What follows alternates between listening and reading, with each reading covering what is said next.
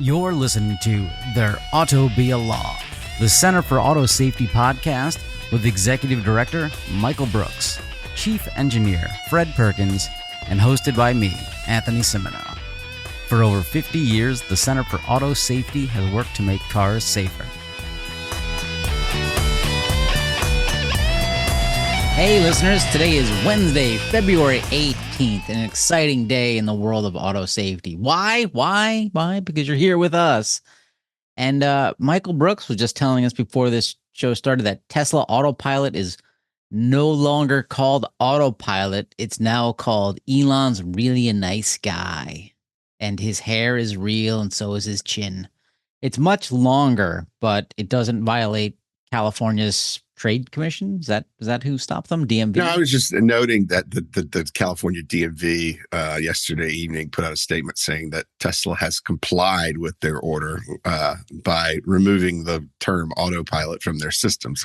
We're still not sure what that exactly means, though. I mean, have they removed the entire autopilot suite? I've seen some complaints from consumers online saying, why are they doing that? You know, all we have now is, I think they call it traffic aware cruise control, and the option to spend $100 a month on full self-driving supervised, as they're now calling it.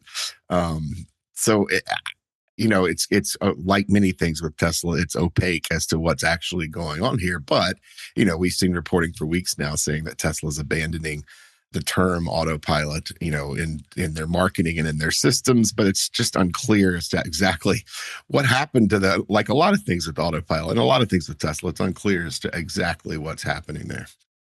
Well, aren't they also abandoning the Model S and the Model Y, or a couple of their flagship vehicles? I can't imagine the acronym will be Traffic Aware Cruise Control. That doesn't fit a good acronym for any 12-year-old boy.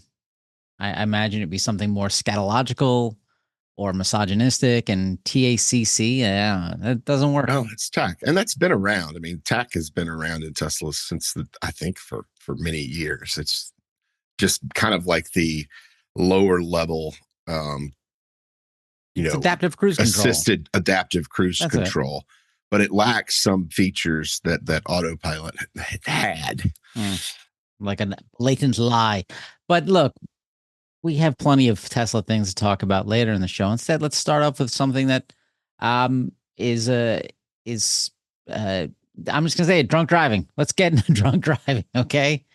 This was fascinating. This is an article from AP titled "Mandatory Driver Impairment Sensors Clear a Funding Hurdle, but Are They Ready?" And so I had no idea there was a federal law, and I should know this, that there was a federal law put in place during the Infrastructure Act, saying that it was referred to as the Halt Drunk Driving Act, which was going to make manufacturers, OEMs, put in technology to detect if the driver is impaired in some way or whatnot. Now, fascinating from this article, I'm going to quote, most of the opposition has stemmed from suggestions that the law would require manufacturers to equip cars with a kill switch that would essentially allow them to be controlled by the government. Florida Governor Ron DeSantis posted on the social platform X, drawing comparisons to George Orwell's dystopian novel 1984. That's right, it would be controlled by the government, said a governor. Okay. Continuing, the alcohol industry has fiercely defended the law against such arguments. Chris Swanger, president and CEO of the Distilled Spirits Council of the United States, said it specifically requires the technology to be passive, similar to other current safety mandates such as seatbelts and airbags. There is no switch. There is no government control. There is no sharing of data, he said. That's just an unfortunate scare tactic. Now, it's not surprising that Ron DeSantis is like, yeah, the damn government, and forgetting, what his job is. But what surprised me is that the CEO of the Distilled Spirits Council was like, no, this is scare tactics. We're more than happy to have this inside cars. Yeah, I mean, I believe that they have been involved. Parts of the alcohol industry have been involved in supporting, Mothers Against Drunk Drivers initiatives in this area, essentially to prevent one of the main bad outcomes of their products, right? I mean, I'm sure we've all seen responsible drinking ads and such, but I don't think we can accuse anyone in the alcohol industry of wanting people to die in vehicles using their products. So it makes a lot of sense for them to join in supporting this type of technology. And the technology here can be a lot of things. I mean, you see a lot of different arguments around this. In our opinion, the only kill switch involved here is the drunk driver, right? I mean, that's the person who is actually making bad decisions that ultimately result in someone else or themselves being killed.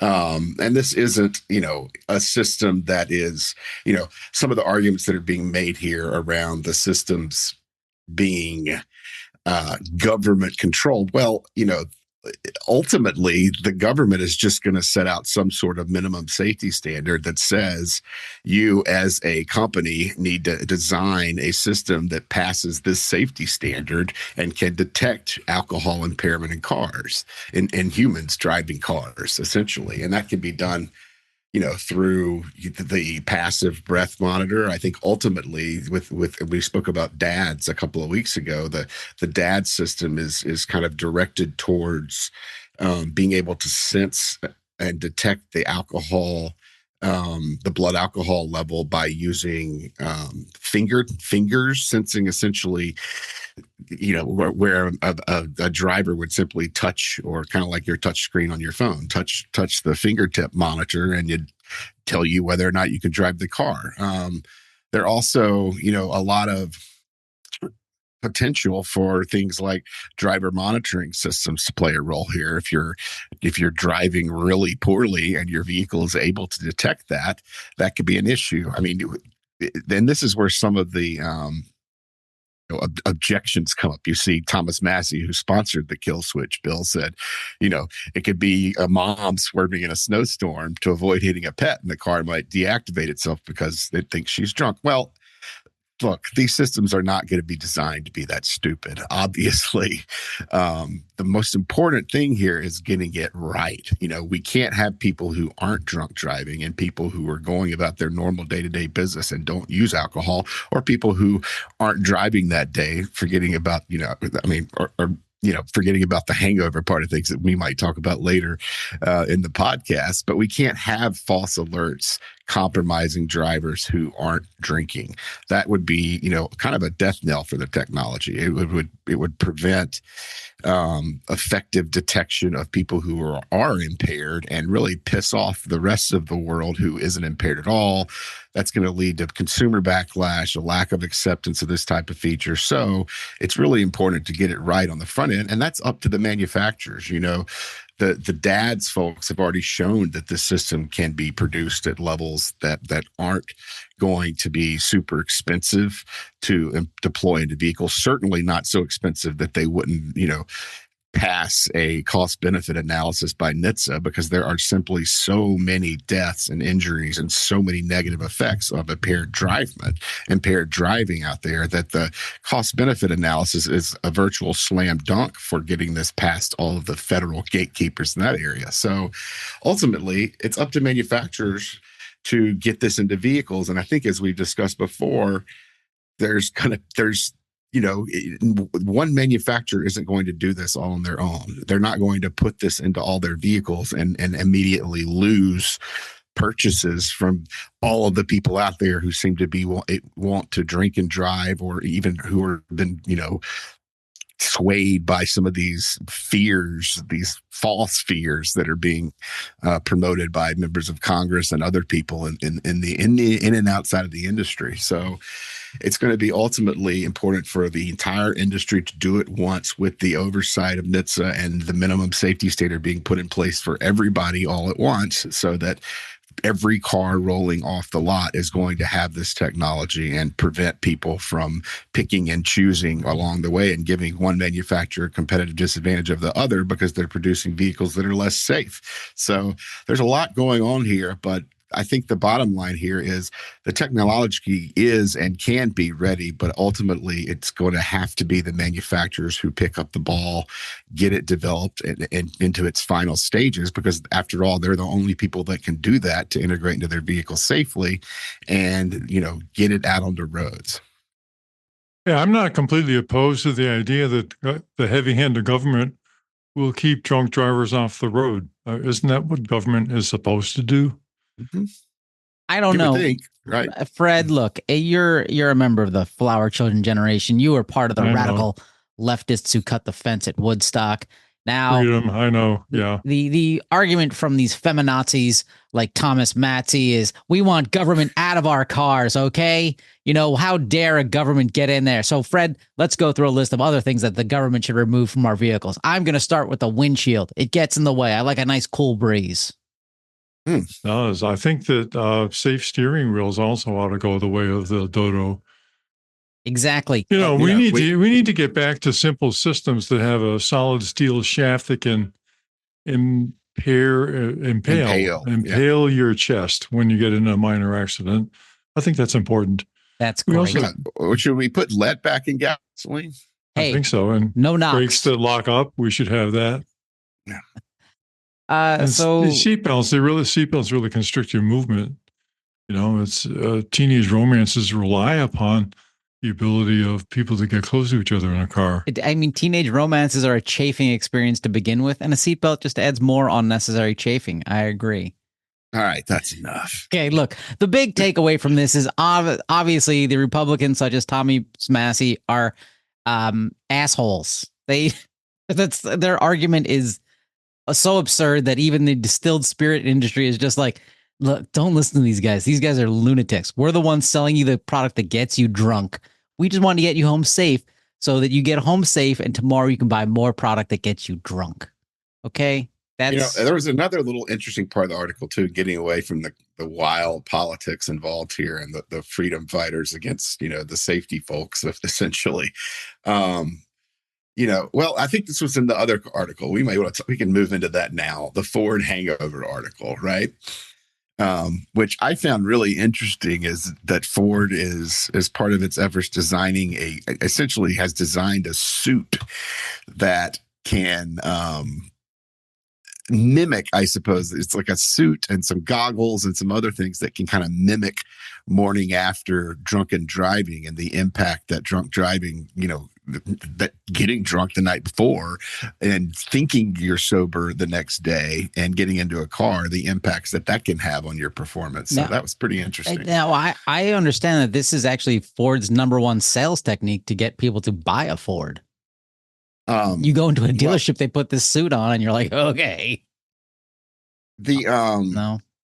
I mean, well, the interesting part of that for me is that Ford apparently has undetermined what the biomechanics are that represent an impaired driver, and they built it into the suit.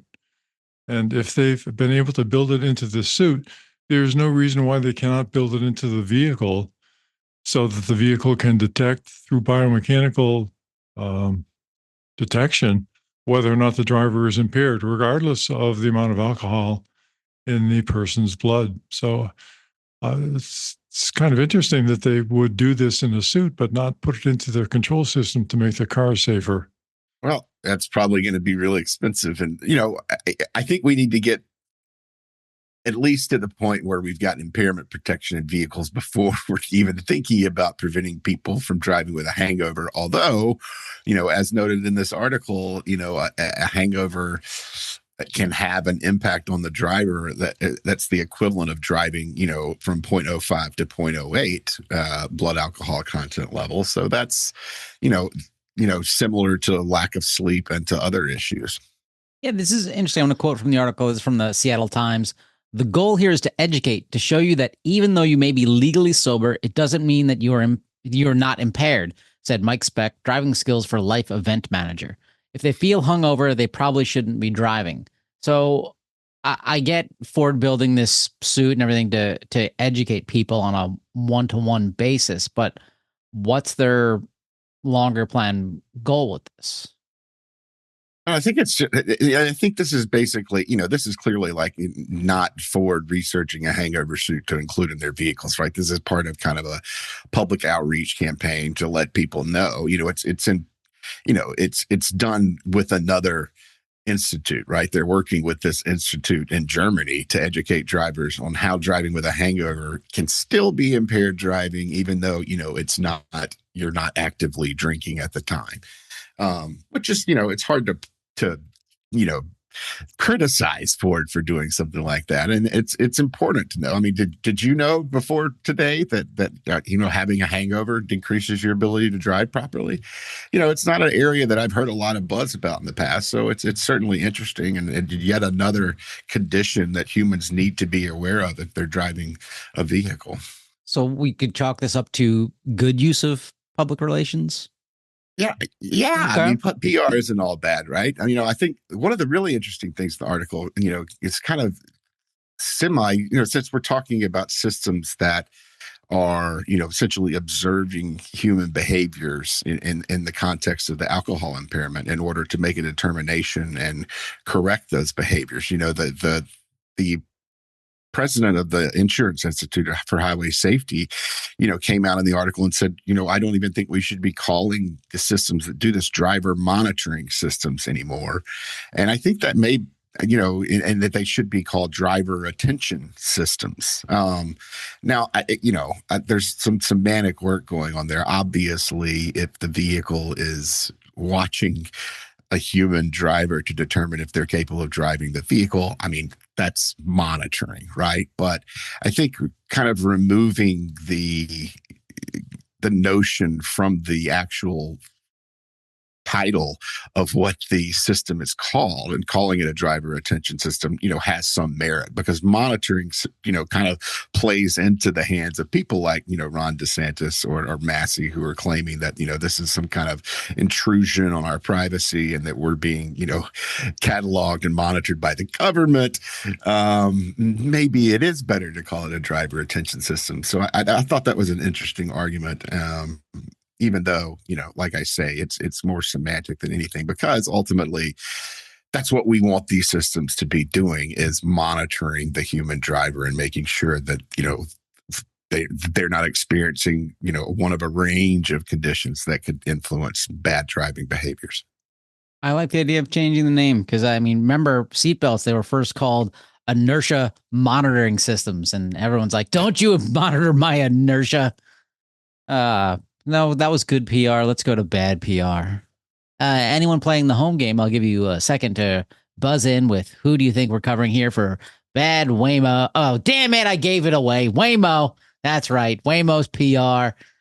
They are a special breed. Waymo PR team infiltrated the Washington Post's editorial board this past week with I don't even know if you have to infiltrate the Washington Post editorial board anymore. Right, pretty much. Like to edit things on their website, the username is username and the password's password. Give it a shot. Well, kids. I mean, if you, as noted in the opinion, though Bezos, who owns the Washington Post, also has an interest in Zoox, the self-driving company, and if Waymo is doing a good job and paving a golden road for all of these other manufacturers to someday come along and follow them along that route, then obviously it's in the interest of the owner of the Washington Post to highlight that where possible. Yeah, this editorial. Hey, so I got to jump in here, guys, because this is my gaslight. You're stealing my thunder. I was going to get to. I'm feeding up your gaslight.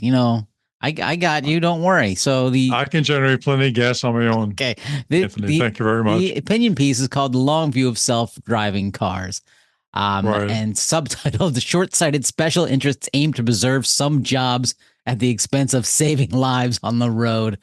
Oh my God! I mean, did they write this with a straight face? And Fred, before I kick it off to you, I'm gonna just jump in here, and this will probably go right to your gaslight.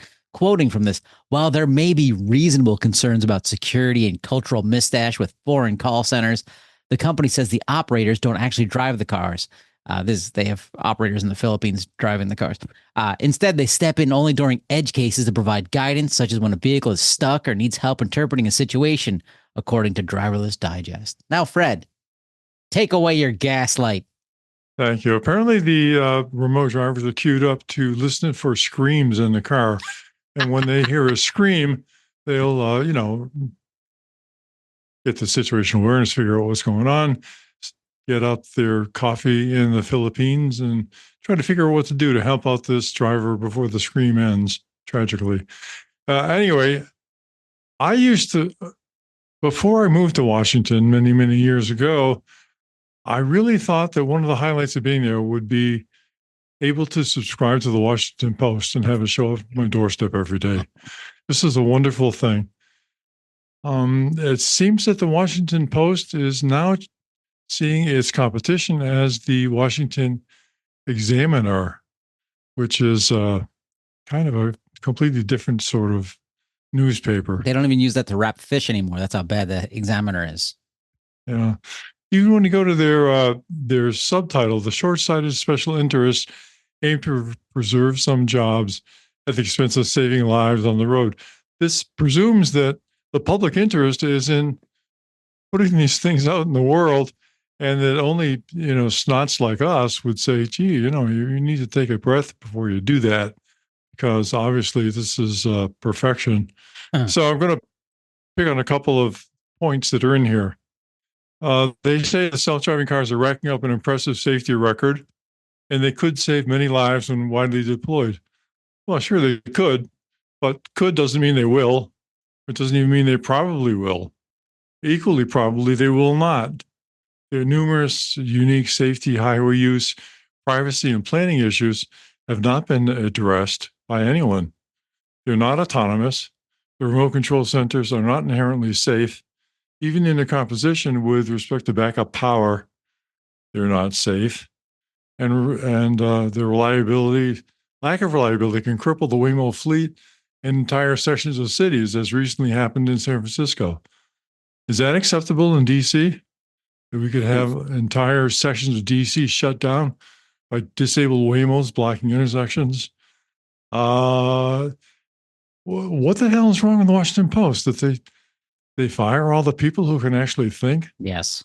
It goes on to say, it also relies on remote personnel in the Philippines to guide Waymos in tricky situations. Quote, they step in only during edge cases to provide guidance, close quote. Well, what is an edge case? Edge case is by definition something that hasn't been pre-programmed into the machine. Now think of accidents and collisions that occur in the United States. There are millions of these every year. Every one is an edge case, right? Because nobody plans to get in a dangerous crash. So has anyone ever taken an inventory of all of these edge cases and put them into the Waymo control system? The answer is no. And you've also got to address, how does latency from the people in the Philippines, including situational awareness by remote users and electronic delays, figure into the response to edge cases that happen millions of times per year? How long does it take after somebody screams inside a Waymo that you're listening in on, by the way, to get the Philippine people, the Filipinos, to wake up, understand what's going on, and send a command that can resolve that? Ain't going to happen. By the way, an angry ex-wife intentionally driving into a garage door is not an edge case. I have personal experience with that. Oh, I don't know what just happened, but I like it. Just to be clear. They say potentially thousands, tens of thousands of people would no longer be killed on America's roads every year. There is no government or independent study supporting the aspirational claim that these cars are going to be any safer than the cars that are currently on the road. Sure, it has that potential, but it also has the potential to go very, very wrong. And no one knows which direction is more likely. There's just no data to support that aspirational statement. And you can say in the future you want everything to be perfect. So, we need to go to the future, but I don't think that means that the future is going to be the way you want it to be. For example, on January 23rd, quoting from the article again, a child stepped in front of a Waymo driverless vehicle in Santa Monica, California, but the vehicle braked itself from 17 miles per hour to 6 miles per hour, causing only minor injuries. The company says that its peer-reviewed collision avoidance model indicates a human driver would still have been traveling 14 miles per hour, meaning the Waymo may have saved the child's life. This is the purest bullshit I've ever seen, I think. And I've seen a lot. Fred, it was peer-reviewed, though. Who are these peers that reviewed this software? And all of those peers were on Waymo's payroll. Clutching pearls. So that's interesting. And it doesn't say that the model would absolutely show that a human would have been worse. It says it indicates a human driver. What is it? Well, what does indicate mean? The truth is, it's inexcusable that the Waymo was traveling that fast in a school zone at a time while children were being released and picked up, while vehicles were double parked, and any responsible human would have been barely creeping along. The child's emergence into the Waymo's field of view was easily foreseeable. Waymo failed to adjust its speed to the context in which it was driving. And the Waymo and Washington Post make much of, quote, peer-reviewed, close quote. Closer examination reveals that the peers were all employees or clients of Waymo. It's difficult for people to see the shortcomings in a model when their paycheck depends on their misunderstanding. This is a junk urban myth concerning a capability that has never been independently reviewed. It's beyond brazen for Waymo to turn this foreseeable and avoidable child's injury into a narrative about their exceptional safety, and is sadly emblematic of the Washington Post's demise as this nonsense is endorsed by its editorial board. I can only surmise that the challenge to Waymo was interpreted as a similar challenge to Zeus and other Amazon property. One final quote. People behind the wheel have roughly one fatality for every 100 million miles traveled, the NHTSA estimates. As of September 2025, Waymo driverless vehicles had carried passengers for more than 127 million miles, but Waymo has not been at fault in any fatal crashes. Company's data shows that non-fatal collisions were also less common, with a roughly 90% reduction in crashes causing serious injuries. Okay, so let's take this apart. Okay, notice the subtle twists here. NHTSA estimates of one death per 100 million miles have nothing to do with fault. Fault is a legal concept that is completely separate from the actual event of a collision. Waymo claims over 127 million miles without fault in any fatal crashes, but fault's a legal term, and a comparison between overall deaths and at-fault deaths is intentionally misleading. Several deaths and serious injuries have occurred in operational Waymo crashes, but Waymo ignores them all in their analyses because there have not been determinations that Waymo was at fault, for reasons that could include Waymo settling and sealing the settlements, could involve extended litigation. It could go to the fact that Waymo users agree to the terms of service, leading to binding and secret arbitration.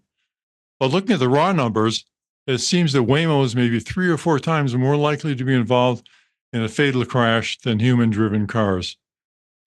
The Waypo's editorial motivation is unclear, but it's very clear that they did not do their homework.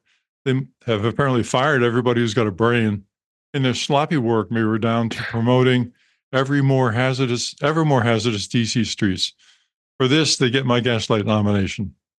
Wow, that's good. Related to this, before we jump into Michael's Gaslight, is another article from, I think this is also this is from Wired, talking about how Waymo's PR team's like, hey, if you live in DC, we need you to write your representatives, and tell them you need Waymos on the street. Quoting from this Wired article, which unfortunately, listeners, is paywalled.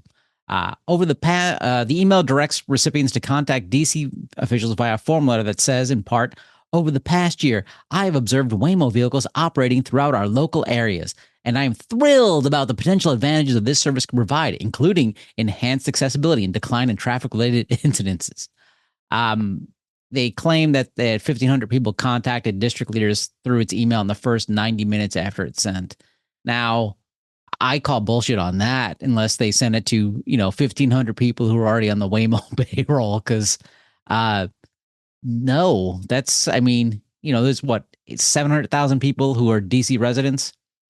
I don't question that at all. No, I do. I can do basic math. If you look at some of the grassroots advocacy that takes place and how people send out a form letter to send to their Congress or to send to, an administrative docket or whatever it is, those things build up fast. Yeah. Is it a person behind it? Is it a bot? Maybe we don't totally know, right? But yeah, because basic math. I don't think 1,590 minutes is very, very high at all because you've got to think there are that many people that are sitting around that are, autonomous vehicle fanboys in DC that are, happy to forward something on to their Either councilman or representative when they're alerted by it. So I don't find that out of, I don't think that's beyond the pale. and they'd have to have every email address of every resident in DC for that kind of rate of return, but whatever. But what I want to point out is this is related to what Fred just said. I am thrilled about the potential advantages this service could provide. Wow, how many ways can we cover our ass in one sentence and say nothing with a lot of words? Yeah. For Waymo's PR team, I would like to send you a copy of Strunk and White's Guide to Style. Yeah. And with that, Mr. Brooks, who is your gaslight of the week? My gaslight of the week is pretty quick, I think. I hope. Well, that's an extra point there. This comes from a couple of weeks back when Tesla testified in front of Congress and made the claim, which we didn't pick up on at the time, that no one has ever taken control of its vehicles, despite the fact, they say, to answer your question is what Lars, I think it's Moravi said, to answer your question on if anyone has been able to take over control of our vehicles, the answer is simply no. Well, the answer is simply not no. Tesla vehicles have been taken over on multiple occasions. Luckily for Tesla and for all of its users and drivers out there so far, the people who were able to take over their systems were white hat hackers and not someone intent on doing harm. But when Tesla sits before Congress and tells Congress no one's ever been able to take over control of our vehicles, that is gaslighting at its basic form, essentially reassuring Congress, reassuring the public based on a lie. Their systems aren't perfect. It's pretty clear that people have been able to take over control of their vehicles, even taking over control of Tesla's central system, which they call the mothership at one point. So for that, just clear gaslight, I'm going to give that this week to Tesla and Lars Moravi. Pretty good one. I like it. I'm also going to go with Tesla because Tesla, from an article on Electrek, they titled Tesla rolls the first steering wheel-less cybercab unit off the line before solving autonomy. So Tesla yesterday, I think, is claiming that it produced its first cybercab. Remember the cybercab? It's gold. It looks like something Trump would hope to poop. It's gross. It's and it has no steering wheel, no pedals. They can't even, it's not even sure if they can legally use the name cybercab because somebody else already owns the trademark to it. I mean, there's a squatter. Yeah, it's absurd. But basically is, Elon's, hey, look at this, celebrating doing this. We did this before April. They did one, perhaps, maybe. It is, I don't know if they have an exemption to not have things like side view mirrors in the thing. Has NHTSA provided that? No. Okay. So they have no exemptions for putting this vehicle on the road at all. Yeah. So this is just pure nonsense. This is just done because Elon has a pay package that says you got to produce one of these before the end of the year or you don't become a trillionaire. So, hey, good for you. And good for you, dumb Tesla fanboys who think this is good in any way. Well, I mean, the fact is they could test it, right? I mean, they can test vehicles like this. They just can't commercialize them. They've already been testing prototypes. Yeah, with federal steering law wheels. allows for that in limited numbers to ensure that you're not, scaling something that could be a complete safety disaster. But they're allowed to test this vehicle on America's roads. Oh, well, they have ones with steering wheels and side view mirrors they've been testing. I saw a picture of one in Chicago, and it was great because it has no rear windshield, which driving this thing as a human test guinea pig is a nightmare, and was pointing out that it was leaking, like it looks like windshield fluid out the back because you're driving in Chicago. This vehicle is covered in salt, and so the rear view camera is completely obfuscated. And it made me point out, good thing that Tesla's using LiDAR and radar as well. But anyway, that's my gaslight of the week. And for scoring, I mean, look, Michael and I both chose Tesla. Okay, that was the obvious answer, Fred. I mean, you're stuck on this Waymo thing, but you put in a lot of research. Michael and I just kind of, we winged it. We did. Let's be honest here. I mean, ours were easy. You put in a lot of effort, and no one likes that because you make the other kids in class look lazy and bad. But I'll give you the win because I really enjoy your outfit that you're wearing. Thank you. I need the discount at Piggly Wiggly that this distinguished award gets me. Yeah. And if listeners, we're still working on that. If you'd like to access the video feed of this, you can go to autosafety.org and click on donate. Doesn't matter how much you donate. We won't give you access to this because none of us are photogenic enough for anyone to watch. But please, autosafety.org, click on donate. It's a wonderful time. Let's continue with the nonsense of Tesla. Okay. So Tesla's another article, Electric, talking about their robo taxi. Basically, Tesla's saying, hey, our auto, so the Cybercab, it's all autonomous driving, it's all software driven thing. Our software is great. They've been using their robo taxi, which is we have a safety person in the passenger seat. And then Austin, Texas is like, no, you don't. Okay, we have a safety person in the driver's seat now, which is what we call just a driver. And then they have other ones where like, no, we have a car behind following. None of it's very autonomous at all. But I'm going to quote from an article on Electric. The Cybercab has accumulated roughly 14 crashes across an estimated 800,000 cumulative miles, working out to one crash every 57,000 miles. By Tesla's own benchmark of one crash per 229,000 miles for human drivers, its robotaxi fleet is crashing nearly 4 times more often than the average person behind the wheel, and virtually every one of those miles was driven with a trained safety monitor in the vehicle. That's right, ladies and gentlemen. Tesla is number one. They are number one at crashes. They even have somebody in the driver's seat with access to brake pedals, and they're still like, we're Tesla, baby. We're going to Mars, the moon, to a ketamine party. We're going to crash it up. Yeah. Tesla. Yeah. I mean, it's pretty clear from the data they're reporting in the Standing General Order that the robo-taxi is nowhere near an area where you could take out a safety driver. I mean, if you're already having crashes at a rate 4 times humans with the safety driver in the car, that points out a defect to me, right? That if the vehicle is actually worse with a human person, with a human monitoring the vehicle's performance, doesn't that raise immediate questions, bells and whistles over at NHTSA in their Office of Defects Investigation? They're the one receiving all this Standing General Order data.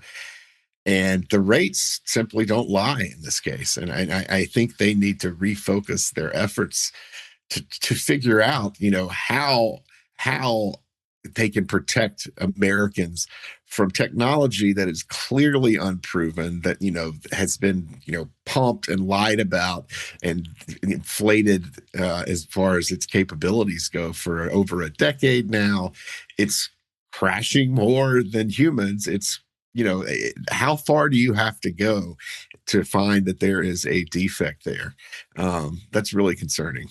Well, to be fair to Tesla, there's no reason why it should be, but why not? If you look at the actual numbers of crashes that Waymo is involved in, rather than the made-up numbers that Waymo likes to put out in front, it also is about 4 times as hazardous as human drivers. Crashes occurring about 4 times as frequently as human drivers. So there's, oddly enough, about the same safety perspective for these Teslas operating with the human drivers in Texas as for Waymo overall with their vast experience. So I wonder if this is just kind of nature's way of saying you shouldn't be doing this, because however you end up, you're going to end up in the same place. You're not going to end up in the same place, because this is the next Tesla article. This one's also from Electric, titled "Tesla Full Self-Driving Tried to Drive Owner into a Lake." This is a short one. Just check out this video. Someone has their vehicle on full self-driving, supervised, and the vehicle makes a lovely right-hand turn. It goes well, and then it just starts entering down to a boat launch ramp into a lake, and thankfully, the person hit the brakes and stopped it. Apparently, this is not the first time this has happened with Tesla. Waymos also apparently have a tough time with water. And our friend of the show, Phil Copeman, I saw he pointed out that water is a really hard perception thing because you can't tell. Is it just like a puddle, which isn't an issue, or is it a lake, or is it, is it just road shimmer? What am I looking at here? But I argue that if you're entering a lake, I imagine that's mapped. Probably shouldn't go there. Remember a few years ago, maybe it is. Yeah, humans do this. Secretary of Transportation's sister was in a Tesla that drove into a lake and killed her. Remember that? Yeah. And I don't think that was related to the similar issue here that where was they different didn't know the lake was there. I think they inadvertently put the vehicle into reverse or something in that case. But this is something we also see humans do fairly frequently is drive off the end of boat ramps. And we've seen it based on, faulty navigation. I think didn't we talk about someone using Google Maps once that drove into a closed road and went into a river or something like that? I think that was Apple Maps early on. Yeah. So this is something that happens, and it could be map based, it could be perception based. It's hard to know in this specific circumstance, but this is kind of, this is yet another, bad human behavior that autonomous or semi-automated systems don't seem to be able to avoid either. Just as bad as humans, self-driving cars. Last Tesla story, we have an update on the Tesla semi-truck. The update is still not really a thing. Okay. I don't know if anyone wants to add to that. There's a video that Forbes did. Not really sure the point of the video. It's kind of entertaining. You see how ugly the semi-truck looks. There's still no data. Are they just carrying Frito-Lay potato chips? Yeah, they're not willing to say, I'm going to, bet my bottom dollar that they're carrying potato chips and not sodas for PepsiCo. But the fact that Pepsi doesn't even tell you what's happening there suggests that they're not allowed to, based on the terms of their agreement with Tesla. So that's all real interesting and all. But one of the things that I found, most interesting about that video was they were talking about how the jump in the cost of kilowatt hour, energy related to diesel has basically made the business case for the Tesla Semi kind of non-existent anymore, because all the data centers out there that are raising the cost of America's energy have now made it so bad that diesel is the cheaper option. So that was something that I think is really interesting and kind of a collision of interest inside of Tesla, where their XAI energy demand is functionally, eliminating, the business case for their electric semi. This is a second example of industry foisting a major disastrous technology onto the American public to get their support. The first is the nuclear industry. And, if you look at the history of the nuclear industry, they couldn't sell nuclear reactors because, frankly, they're too hazardous, right? If one blows up, you got a major problem. So Congress passed a law saying that, basically, you're limiting the liability of the utility companies. So if their nuclear reactors blow up, too bad for you, American public. That's all on you. This is actually a very similar situation where the industry, the AI industry, is saying all these great things are going to happen in the future. It's in the public interest that the public support our industry and the vast profits that we're making off of these delusional claims through higher electricity rates. This should be a huge scandal, particularly among the conservatives, that the entire industry, the entire AI industry, with these people earning billions of dollars per year, are reaching into our pockets in order to support their profit motives or their profit goals. This is just not right. I'm sorry. We should not be subsidizing the AI industry without our agreement and our participation. This is not in the public interest. Thank you. End of rant. If you like more topics such as this, tune into Fred Perkins' other podcast, Capitalistic Fascism. That's right. You'll cover all sorts of things such as corporate welfare. Okay. let's we have an update on Takata recalls. This is a consumer alert from NHTSA. The FSCA. What does FSCA stand for? FCA. Oh, sorry, FCA. Yeah. Wow, I'm adding an extra letter in there. Federal. That's Fiat Chrysler, right? Oh, that's what it stands for. Fiat Chrysler. They have a do not drive warning for all remaining Chrysler, Dodge, Jeep, and Ram vehicles with an open, on-repaired Takata recall airbag. Shouldn't this be the same thing for every manufacturer? Why is this just because Fiat Chrysler released this? I don't. There's a couple of things going on here. I mean, one is some of these really old vehicles in here are going to have the more dangerous, I guess, version of the Takata airbags that can experience failures at a rate of almost 50%. Oh, and we know 28 people have died in the U.S. from this problem. 400 people have been injured. So that happens a lot. And that's not as well covered as some of the fatalities. But this is, this can happen, if you have not had the repair done to remove these old airbags from your vehicle. All these vehicles were made prior 2016 or before model year. So the newest of these cars is about 10 years old at this point. And the way this defect works is that the longer the vehicle is exposed to, humidity and high temperatures, the better chance it has of experiencing this failure.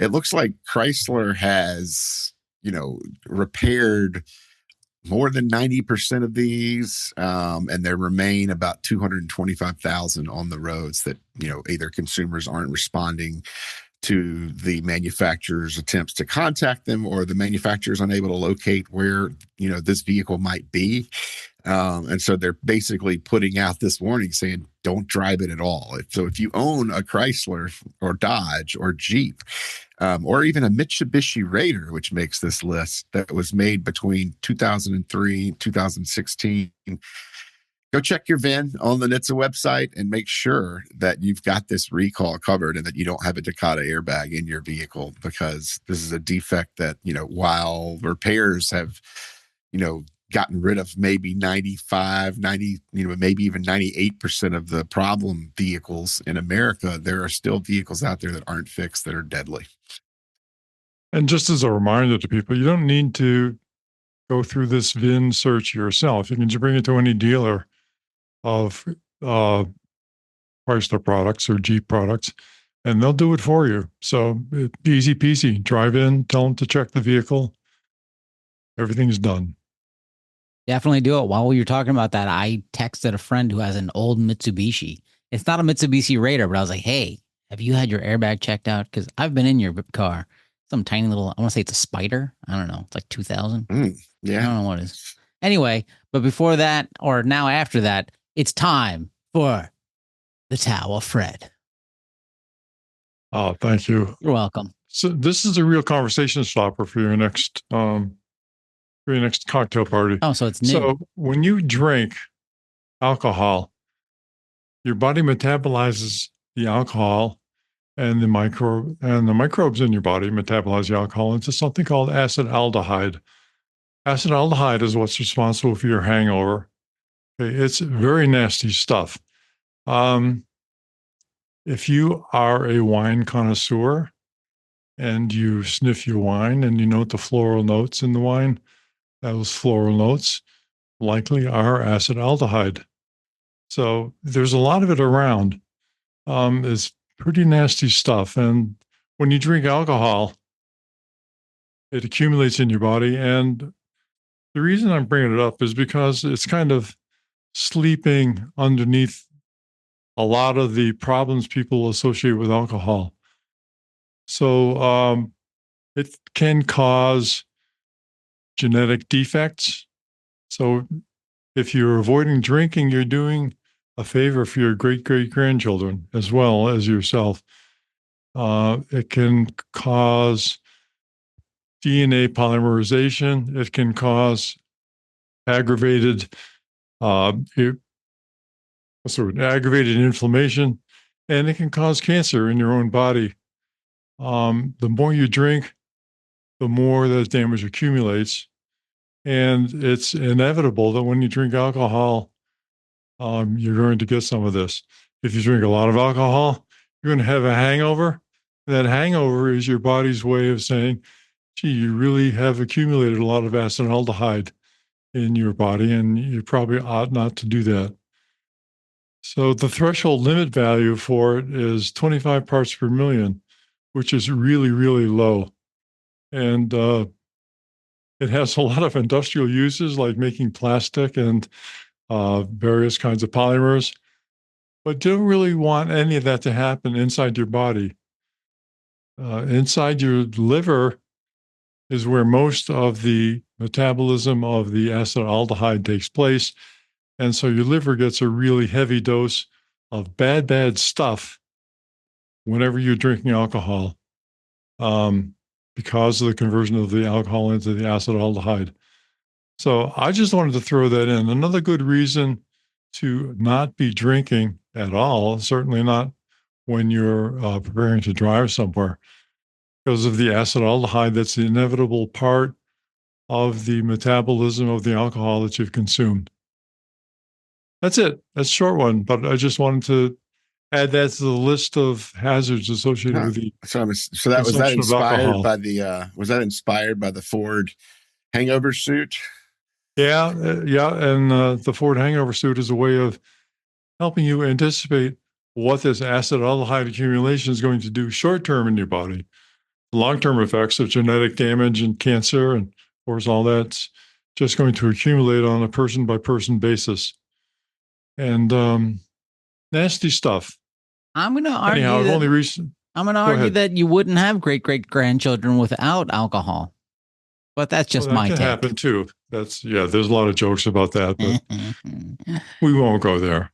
Oh. Anyhow, it's just a short note this week that there's a lot of consequences of alcohol, not only related to your likelihood of meeting somebody you probably regret later on, but also to the accumulated damage in your body, both and the short-term effect of impairment of your neural functions and kind of problems that can cause a lot of bad driving behavior. All right. And with that, it's time for some recalls. First up, Jaguar, 2,278 vehicles, the 2021 Jaguar I-Pace, the 2020 Jaguar I-Pace. The vehicles have experienced thermal overload, which may show as smoke or fire that may occur in the high voltage traction battery pack. The investigation is ongoing. And it does, is this a park outside? It should be a park outside. No, it is not listed as a park outside. I thought for sure this was. Should be. It should be listed as a do not drive. But I don't know what is it called again? It's a park outside. No, it's not. That box is not checked. Well, I mean, NHTSA has it listed as park outside. High voltage battery may overheat. Fire risk warning. So, but I don't. What is the high voltage traction battery? They didn't check the box apparently, but that's a 400-volt battery. Okay. Yeah. In the report, they did not check the do not drive box or the park outside box. However, in the description, they say park away from structures, only charge to 90% and charge outside. So that sounds like park outside to me. I didn't even think people could buy the I-Pace. I thought that was just Waymo buying that. No, it's an interesting vehicle. I saw one at the auto show a few years back. It's fairly. I think I rode in one at the auto show a few years back. They're nice cars, but yes, Waymo uses those, I believe, in some of its testing. Well, we know the Waymos park outside because they keep honking at each other over and over. Up next, Mercedes-Benz, 11,895 vehicles. The 2023-24 Benz EQB 250 Plus.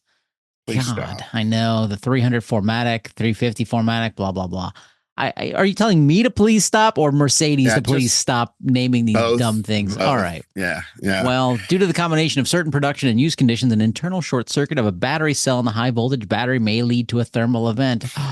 Wait a second. This sounds like the same sort of thing. This Batteries is issue. a park outside check on this one. Yeah, I see the check. And customers in this one are only should only be charging to a maximum of 80% if they get a remedy. Now, this is the third recall, I believe, on this same group of vehicles for the same issue. And it looks like Mercedes is having problems diagnosing the root cause and actually figuring out what's going on here.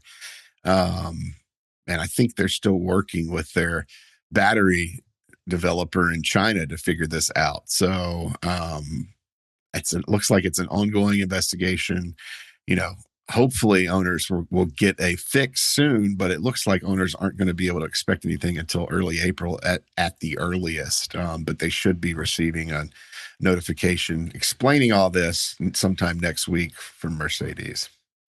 Problem will be solved in just a month. Because remember, guys, in 1 month, that's when Donut Labs will release its solid-state battery that is made with non-conflict materials.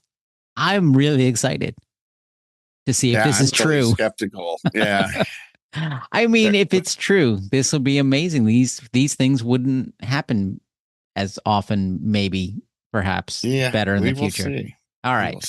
Next up, Hyundai, 4,555 vehicles, the 2026 Hyundai Kona. The front steering knuckle within a single production lot may have been improperly cast and installed in the subject vehicles, which could result in a crack developing in the knuckle assembly when subject to high load inputs during certain driving maneuvers. What is a steering knuckle? Oh, because there's mold. Steering knuckle is it's kind of like a universal joint.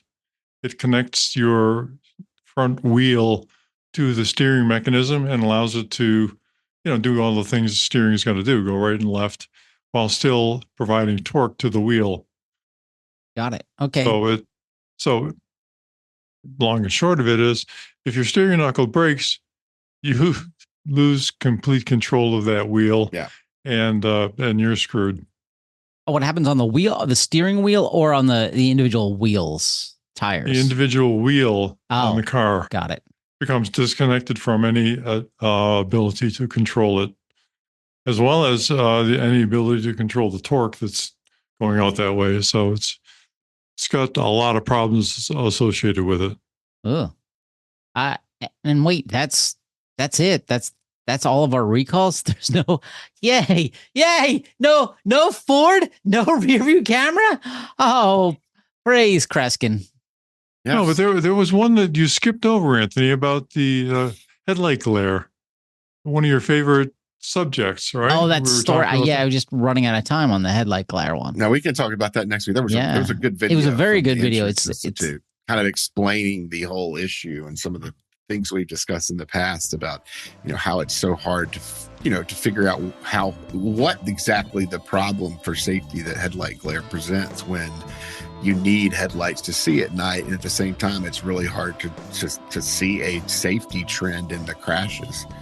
Yeah. So tune in next week. We'll get into one of my pet peeves, headlight glare. It's a good one. Until next week. Bye-bye. Bye-bye. Thank you. For more information, visit www.autosafety.org.